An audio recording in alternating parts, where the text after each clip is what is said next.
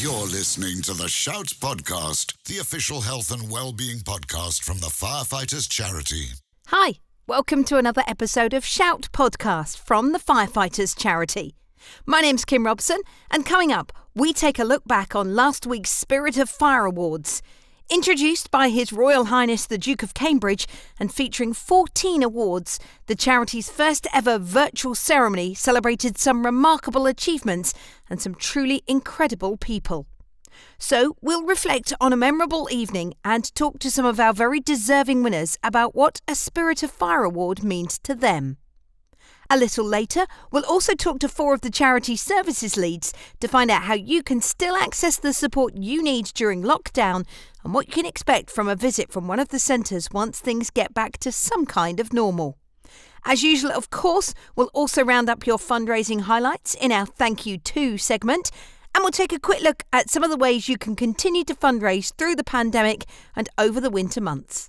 First though, let's look back on the Spirit of Fire Awards 2020.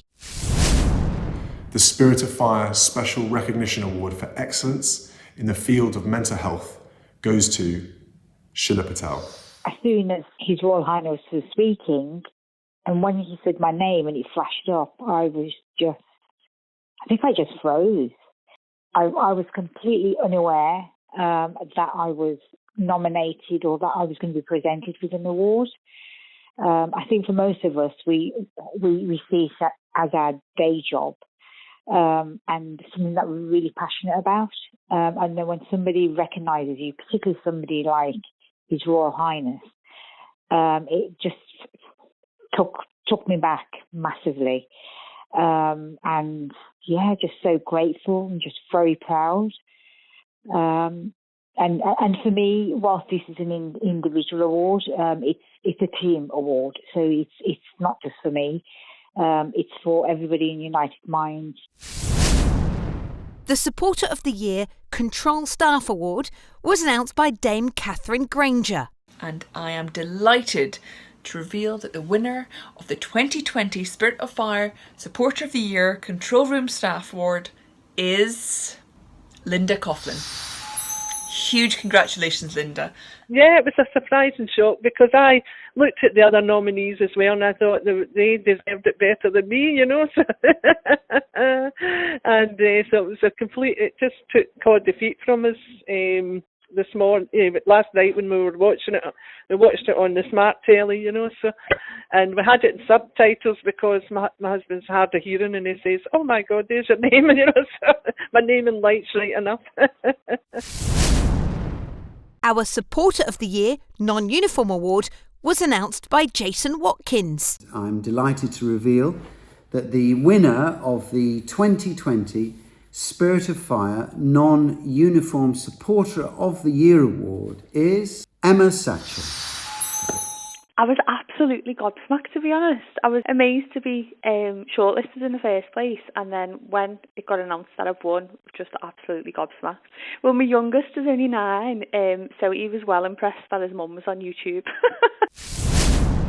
The Supporter of the Year Retired Award was announced by Simon Day. And I'm delighted to say that the winner of the 2020 Spirit of Fire Retired Supporter of the Year is your year, my year, this year.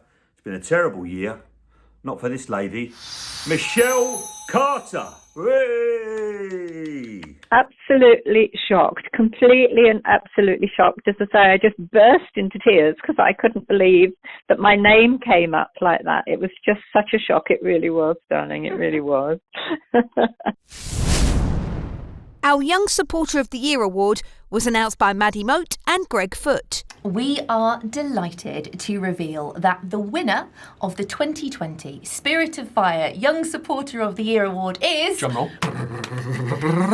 Michael Bottomley! Hey. I felt shocked. Everyone at my family started cheering. What really matters is me being nominated. Because there's only 4 people in the country, and that's a very, very high standard to at least get into one of the places. The Supporter of the Year Corporate Award was announced by Chair of the Board of Trustees, Andrew Lynch. And I'm delighted to reveal that the winners of the 2020 Spirit of Fire Corporate Supporter of the Year Award are the Co-op, Danny Howarth and Shane Reeves, and many, many congratulations. I was so pleased when we were nominated, especially for Shane, with his dual role, working for the fire brigade and working for the business as well, and it was Shane that really inspired his colleagues to participate in the fundraising. Our Special Recognition Award for volunteer fundraising by an employee was announced by the Reverend Kate Botley. So I am absolutely delighted to announce that the winner of the 2020 Spirit of Fire Special Recognition Award for Employee of the Year is, of course, Mr. Kevin the Flame Biles. Congratulations, Kev. Woo! You're amazing. I was totally shocked, surprised, but at the same time, obviously, totally overwhelmed, really. We'll have the second part of our Spirit of Fire Awards roundup a little later on. But next up, the lockdown in England may well have meant that our centres have had to temporarily close once again, but that doesn't mean our services have stopped. Indeed, if you need support, the charity is still open for you, and there are a host of ways we can help you, whatever your need.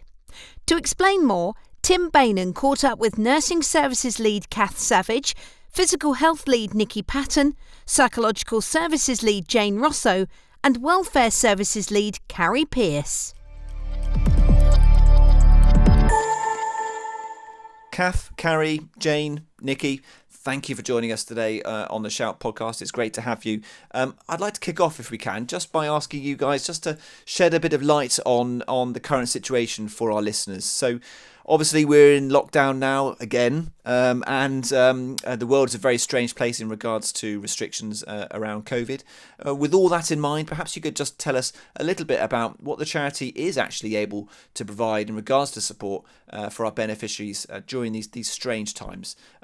Nikki, perhaps you could kick us off. The charity is able to provide support to our beneficiaries all across the UK through digital support, and we've actually been able to provide over 1,000 appointments since March, since the first lockdown, and that's for nursing clients, welfare, psychological and physical rehab. Nikki, you mentioned there about our video conferencing facilities and how we can support people online. I know that's called Attend Anywhere. Can you tell us exactly what is it and why is it working so well? So it's a platform that's got a lot of great feedback, including an outstanding from CQC in some of the NHS spheres it's used in. So we've adopted this for our one-to-one online sessions.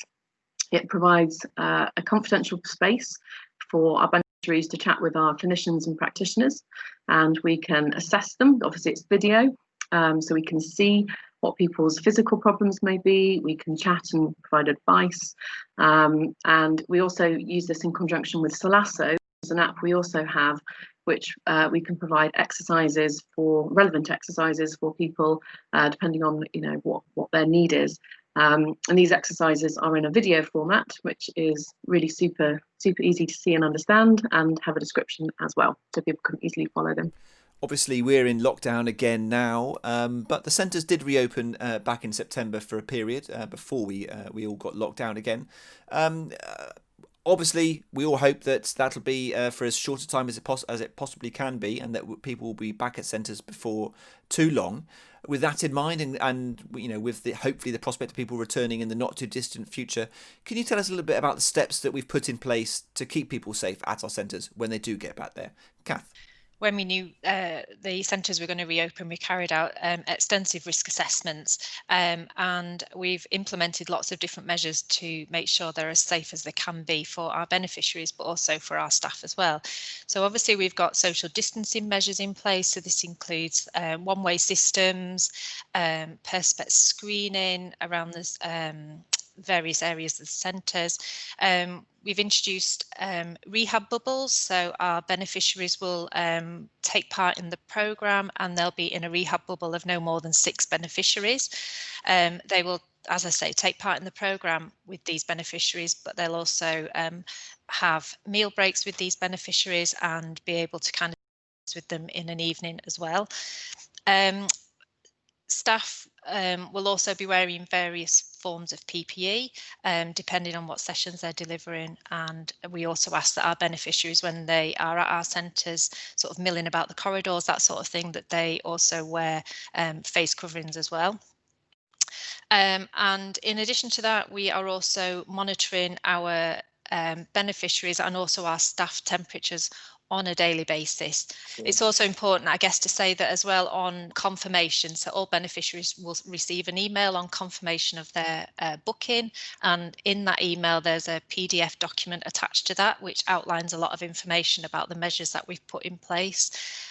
In addition to that, there's also a video link on that email as well, and that video link guides the beneficiaries through what they can expect at the centres in relation to our COVID measures that we've put in place. As we've said already, these are strange times. What would you say to people who are feeling really quite anxious about the current situation and maybe reluctant or even unsure whether they can pick up the phone to talk to us? What would you say to them, Nikki? I think it's really important that people do remember we are still here, we are still open, and that you're not bad enough to contact us. Actually, if you have a need, then please do pick up the phone. We are here and we can help you. And Jane, perhaps you could tell us a bit more about who can actually access our digital support.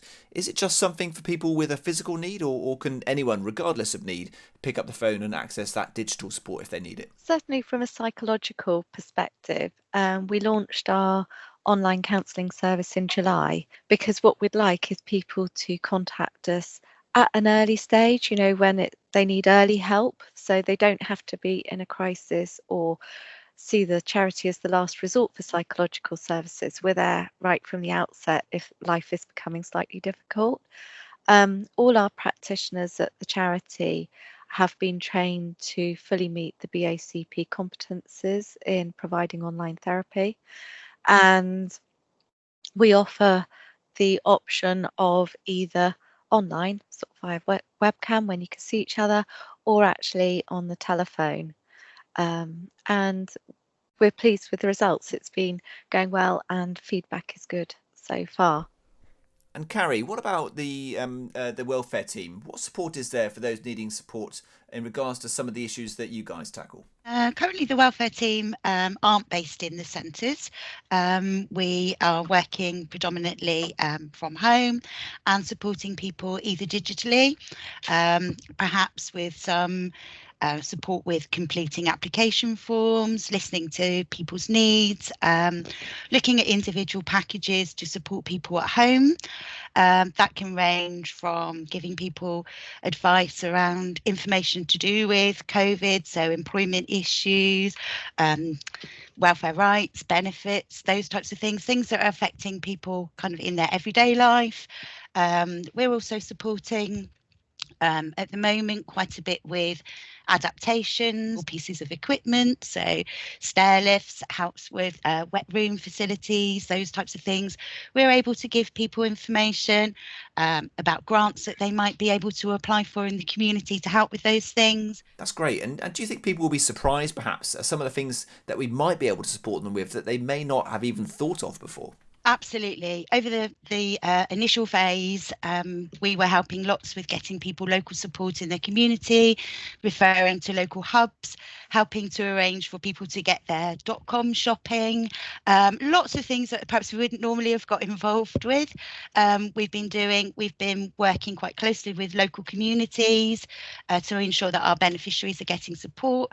Our local fire stations quite often have welfare teams within them, so we've been working closely with them to make sure that perhaps people that couldn't get out to pick up prescriptions or needed, something extra, perhaps not having family contact nearby, that they were well supported. So we spent quite a lot of time doing that in the early part of March and April. And now we're just building on that really and making sure that people have got everything that they need to prepare not only for this second wave that we're going through, but the winter. We've got the winter coming on as well, and obviously with the bits and pieces that get associated with the winter that make things a lot more challenging for people to manage at home. So we're dealing with all of those things. And Kath, what about our nursing clients? Obviously, we can't support them at Jubilee House like we would usually do, but what support can we and have we been offering them during this time? We're not in a position at this moment in time to offer any residential support to our nursing client, but right throughout lockdown, we've been offering digital support to a lot of our nursing beneficiaries and also their carers as well. That's really important to say that, yes, it's an isolating time for our vulnerable nursing beneficiaries, but also for their husbands, wives, partners, any sort of family member who may be at home looking after them as well.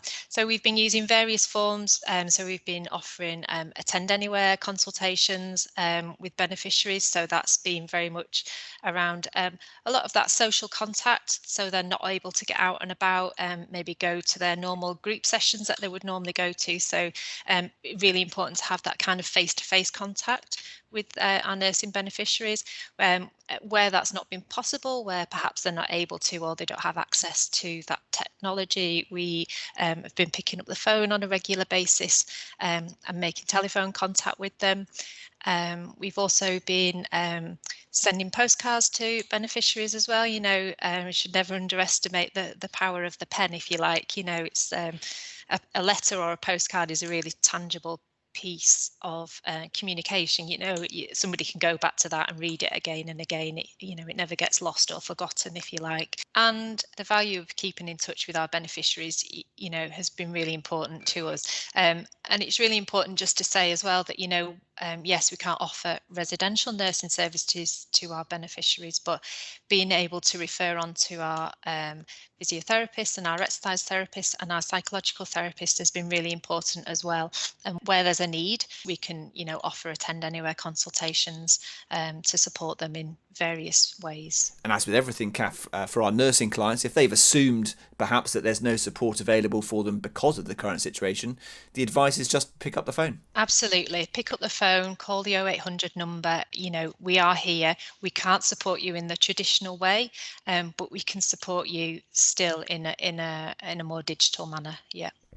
And I imagine that's the same for you all. I mean, regardless of what's going on in the world and regardless of what your need is, the message is simple. Get in touch. Absolutely. Exactly right. Absolutely. Yeah.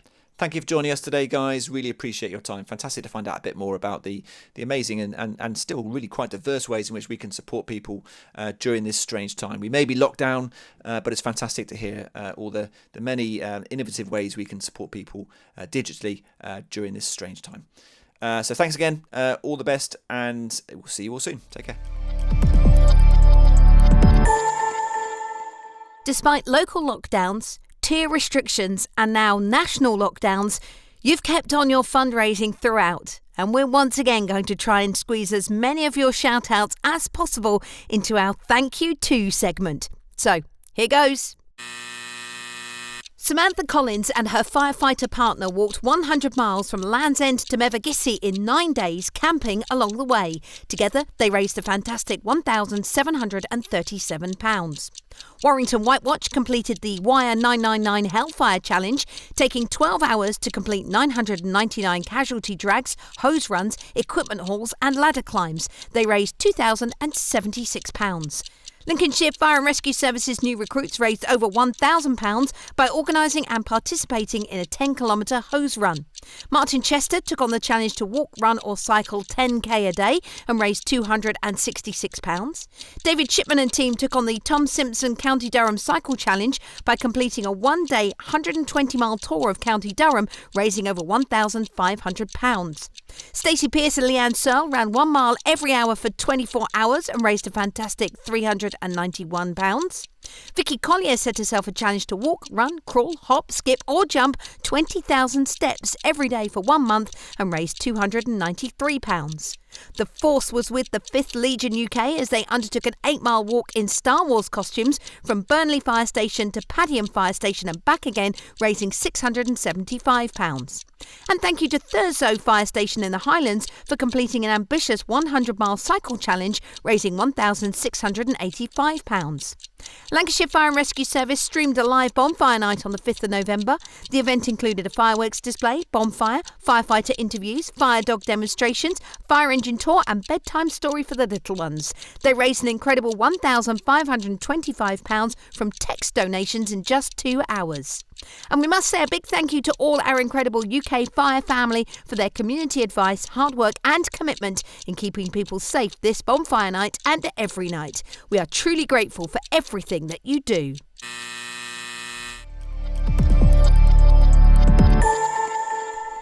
And if that's whetted your appetite for a bit of winter fundraising, here's Sasha Wiltshire and community, corporate and events fundraiser Alan Nell to explain how dressing up as Father Christmas and donning your trainers might be a good place to start.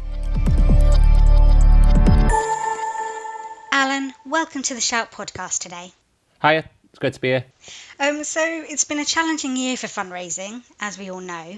So you've come up with this great idea to get fire stations and individuals involved with the charity this festive season with your Fire Family Santa Dash. So tell us a bit about this event. Yeah, absolutely. It's been a tough old year with the fundraising, and we've been looking at Christmas and our traditional festive period of collections and Christmas fundraising isn't really going to happen with the pandemic. So we're trying to look at new ways now of how we can still support our charity and raise the funds that keep the services going for our beneficiaries. So we looked at the Santa Dash. Obviously, now we can't all meet together and have a big Santa Dash together. So we've made this virtual Santa Dash this time. And it's basically set your own distance in your own area and come together with your own family, or just go out on your own and just either walk or run or take the dog for a walk, but just as a collective all around the country coming together and supporting the Firefighters charity via a virtual Santa Dash. And it's lovely really that you don't have a set distance as well, because it really enables so many people to get involved with many different capabilities. Yeah, absolutely. I mean, that was one of the feelings we had.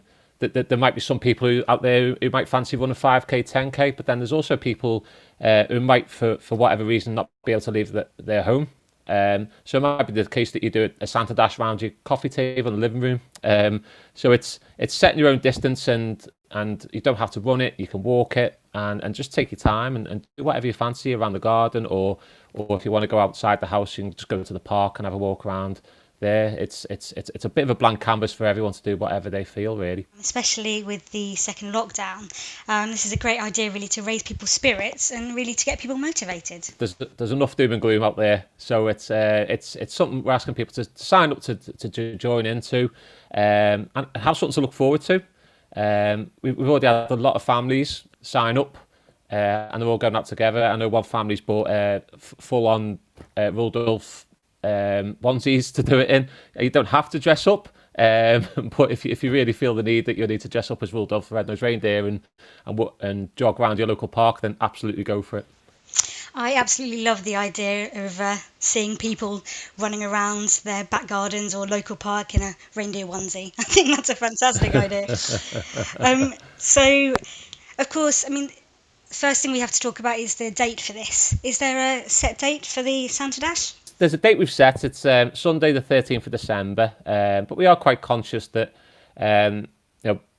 people are working shifts or just might not be able to do it on that date. So what we're asking is, collectively, if everyone aims to the 13th of December, and then any time of the day, if that be in the morning or the afternoon or go for a walk after tea, then they can do it. But if the 13th is not possible, absolutely any time they feel like doing it, it's absolutely fine. So if that was a day early or anything like that, or weekend after. Yeah, I think that's wonderful. And just to get that community spirit and get people involved, friends and family, I think that's a lovely idea. Hopefully bring families together. I can only speak for myself. I've got 3 young sons, and it is quite easy for them to get lost on computers and tablets, but it's a great way of our little social bubble if we're still in lockdown at that period, but we can still go out together and take the dog out and just have a nice walk together and just clear our heads and do something fantastic for charity at the same time. It's an exciting time for the charity as well, because the Santa Dash is being sponsored. It's fantastic. We've got an amazing company, Asprey, based up in Lancashire, who have franchises all over Britain, and they've supported this for the last 2 years. and they've also agreed to carry on supporting the Firefighters charity. They're a really fun company. They do some amazing stuff for the charity, and we're delighted to have them on board. It really means a lot to the charity to have such a fantastic company supporting us. Yes, and of course there's been so many people that have supported us through these challenging few months, so yes, it's lovely to get this the support that we need for this. The fire stations, the fire HQs, fire control, the public have been absolutely amazing, and families of fire service personnel have been amazing, and it's so heartwarming to see what people will do for the Firefighters charity. So Alan, it sounds like a fantastic event. If people want to get involved, where should they go? Yeah, so it's really easy. All they need to go is to our website, firefighterscharity.org.uk, and then /Christmas. And all the details are on there. It's £13 for adults, £5 for kids 6 and over, and toddlers go free. And if you want to take your dog as well, that'll cost you £1 as well. So the dogs have to pay their way as well. It's a one-off fee, and there's no fundraising ask. So it's literally just pay your entry fee, and away you go. You're good to go.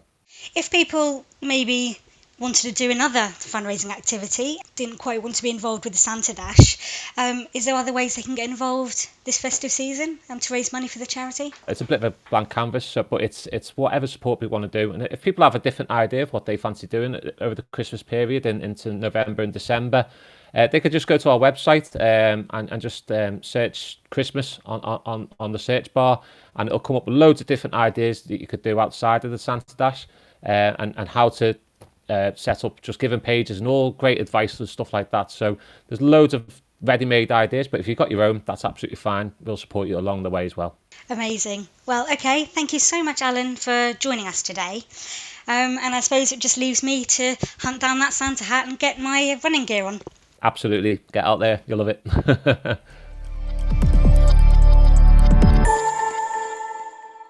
And to round off another episode of the Shout podcast, let's finish off our roundup of winners from November's Spirit of Fire Awards.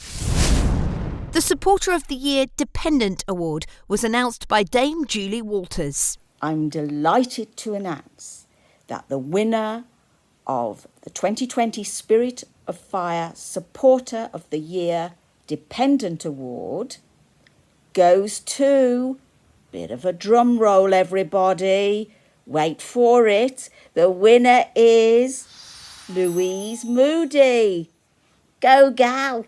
Yeah, amazing. I was really, really surprised because obviously everyone does such amazing work for the charity, and I've been reading what everyone else has been doing, and yeah, everyone's just incredible, and it was just a real surprise.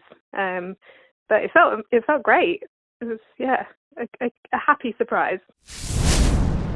Our Supporter of the Year Public Award was announced by Susanna Reid. The winner of the 2020 Spirit of Fire Public Supporter of the Year Award is Emma Hughes. Emma, huge congratulations. I can't even sum up how pleased I was. It was just, I was so, and I still can't put it into words properly. It's just so lovely, but I think it's testament to how the Firefighters charity treat people anyway. I think even the tiniest little effort that you make is always really recognised. So the way it was done doesn't surprise me at all. The Beneficiary of Courage Award was announced by Claire Balding. The winner of the 2020 Spirit of Fire Beneficiary of Courage Award is Bob Stovall. Yes, I was all, bloody hell, I've won. I couldn't quite believe that. If it's doing somebody else some good, well, yeah, fair enough. Our Supporter of the Year Team Award was announced by Adam Hills. The winner of the 2020 Spirit of Fire Team of the Year Award is the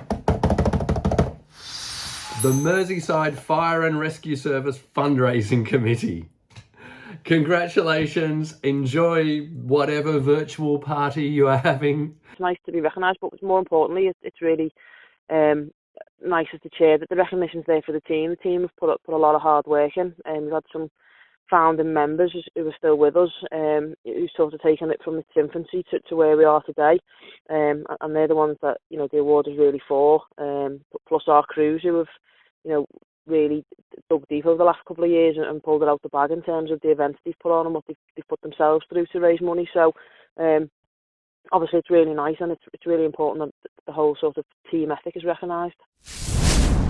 The Fire and Rescue Service of the Year award was announced by Brian May. And the winners of the Spirit of Fire award for the Fire and Rescue Service of the Year are the Lancashire Fire and Rescue Service. It gives me great pleasure to offer my congratulations to you guys.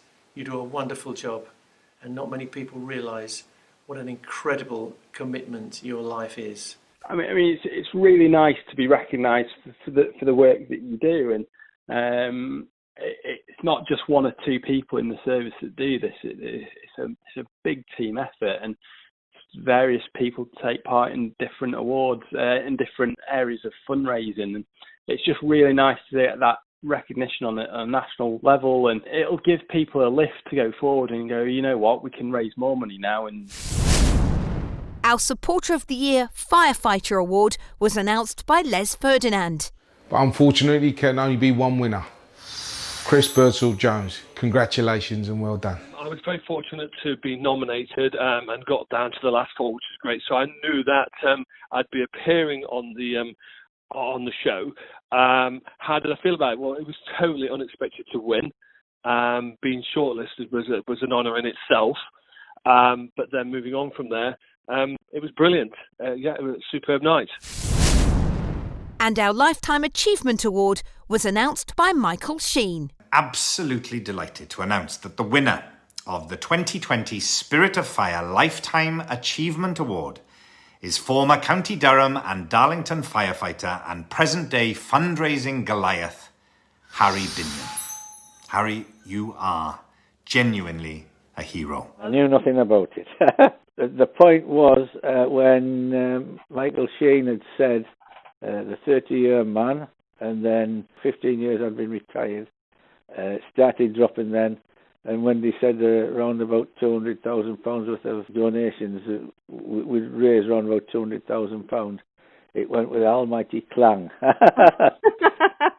Yes, I knew it then, yeah. And that brings us to the end of another episode of Shout Podcast. Thanks for listening. As ever, please tell your friends and colleagues to listen, subscribe and review. All the information you need to do so is on the website and on the Firefighters Charity's social media channels. Until next time, take care and stay safe. You've been listening to the Shout Podcast. For more information on the show and how the Firefighters Charity could support you, check out www.firefighters.charity.org.uk.